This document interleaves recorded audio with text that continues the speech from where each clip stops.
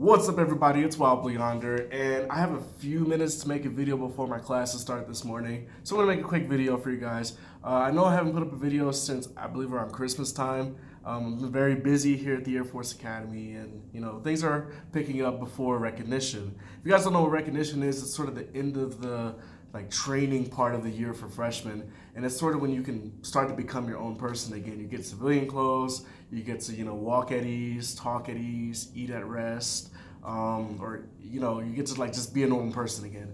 So that's kind of building up to that right now. Things are pretty crazy here at the Air Force Academy, and I've been getting a lot of messages on Snapchat, Instagram, email. Most of the questions that I've been getting lately have been, how do I increase my chances of getting into the Air Force Academy? What do I put on my application? What did I put on my application to increase your chances? And so I want to just make a quick video on what you can do to improve your chances of getting in.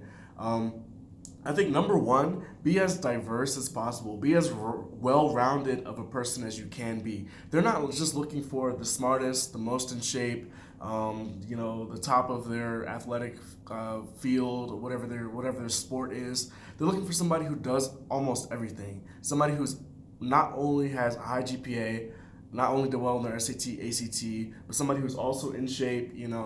Somebody who maybe does a sport, somebody who's maybe in charge of some type of a team, someone who volunteers, somebody who might have a job on the side. So they're looking for somebody who just all around is a well-developed person.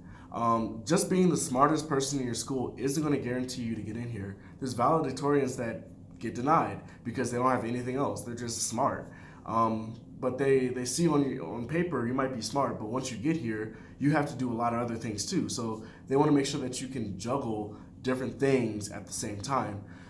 So they're, just being the smartest person isn't going to get you in. Just being a really athletic person isn't going to get you in. Just being somebody who did JRTC for 4 years isn't going to get you in. So you have to kind of be a well-rounded. I would say this a few times because that's kind of the gist of what I'm trying to say here. Also, there's no key thing that you can write in your essays. There's no certain thing that you put in your stats that's going to guarantee you to get in, because it's reviewed by people. It's not a computer that just, oh, okay, well, you meet all the criteria, boom, you're in.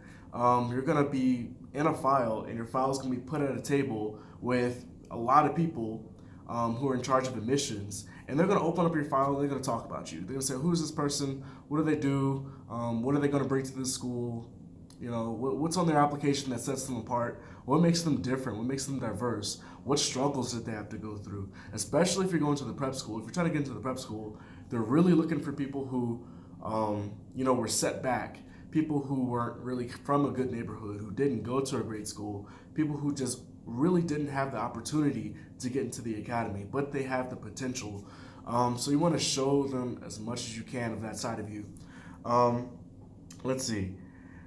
It helps, I'm not going to lie, it helps to know people. If you know somebody in admissions, if you know the commandant, if you know the superintendent, through family, through acquaintances, through, maybe your parents are in the Air Force, they knew somebody in their class year who now works here.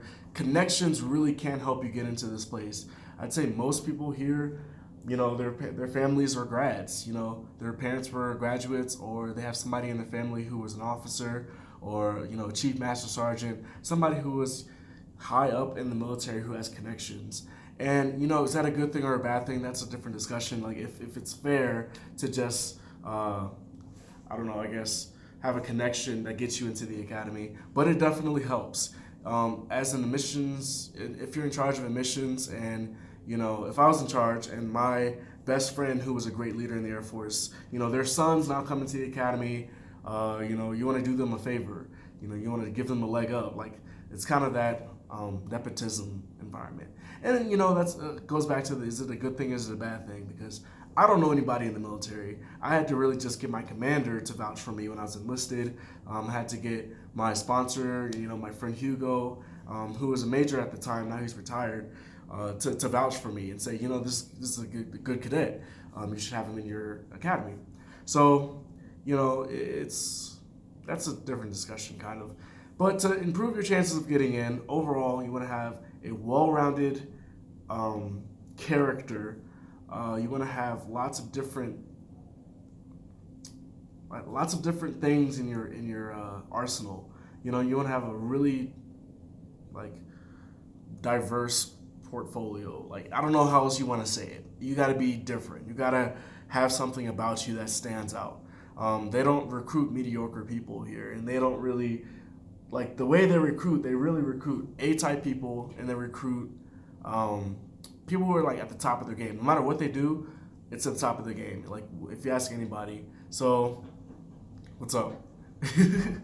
But yeah, sorry, just came through the door. But if you guys have any questions, leave them down in the comment box below. Thank you guys for watching. I'll see you guys next time. Peace out.